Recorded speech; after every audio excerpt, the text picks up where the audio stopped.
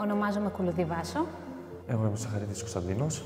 Πριν πολλά χρόνια, όταν εγώ επέστρεψα από τις σπουδές μου, άρχισα να ασχολούμαι ερασιτεχνικά με τα αρωματικά φυτά στον κήπο του εξοχικού μας και σε κάποια φάση αυτό εξελισσόταν, άρχισα να δίνω σε φίλους, να κάνω διάφορα πράγματα για τον περίγυρό μας και όταν άνοιξε το πρόγραμμα στην ΕΤΑΛ, το είδαμε σαν μια ευκαιρία να το εξελίξουμε και με τη σύμφωνη γνώμη του Κώστα, του άρεσε και αυτού αυτή η ιδέα, όλο αυτό το κόνσεπτ, αποφασίσαμε να το ξεκινήσουμε το 2019.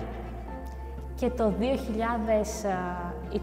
εγκαταστήσαμε τις πρώτες μας φοιτίες. Και σήμερα, το 2025, έχουμε φτάσει στο σημείο που έχουμε ολοκληρώσει πλέον όλη την επένδυση. Η βιοτεχνία είναι 95% πλέον λειτουργική. Μέχρι το Σεπτέμβριο θα έχουμε μπει full σε γραμμή παραγωγής.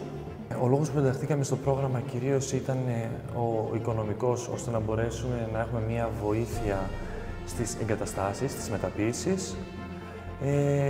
Η βοήθεια κυρίως υπήρχε στα μηχανήματα και στα κτηριακά, όπου με η βοήθεια θα μπορέσουμε να πετύχουμε καλύτερα αποτελέσματα και πολύ καλύτερη ποιότητα στα προϊόντα που θέλουμε να παράγουμε.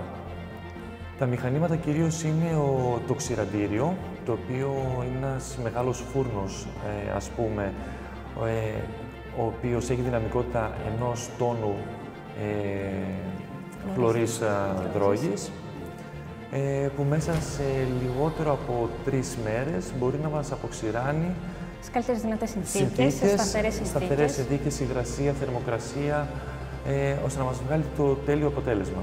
Όλα τα βότανα τα παράγουμε εμείς. Αυτή τη στιγμή παράγουμε 15 διαφορετικά είδη βοτάνων, τα οποία προορίζονται και ως μαγειρικά βότανα, 4 είδη, και όλα τα υπόλοιπα, τα 11, είναι για βοτανικά ροφήματα. Συγκεκριμένα καλλιεργούμε όσον αφορά τα βοτανικά, τα μαγειρικά βότανα, ρίγανη, θρούμπι και ματζουράνα και δεντρολίβανο.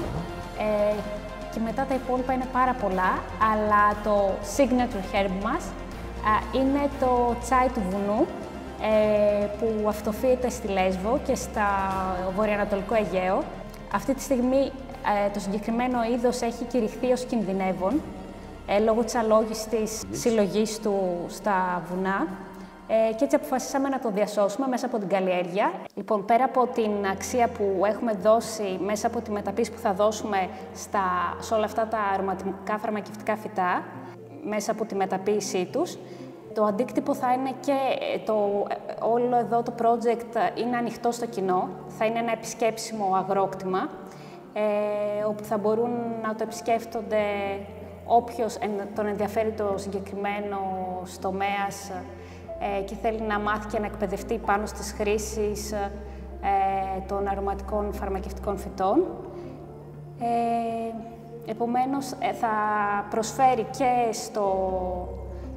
και στο κομμάτι του αγροτουρισμού, θα δώσει αξία στον τόπο, και στην τοπική κοινωνία που θέλουμε να ενημερωθεί και να κάνει σωστή χρήση των αρωματικών φαρμακευτικών φυτών που έχουν υψηλή αξία, καθώς αποτελούν θεμέλιο της μεσογειακής διατροφής.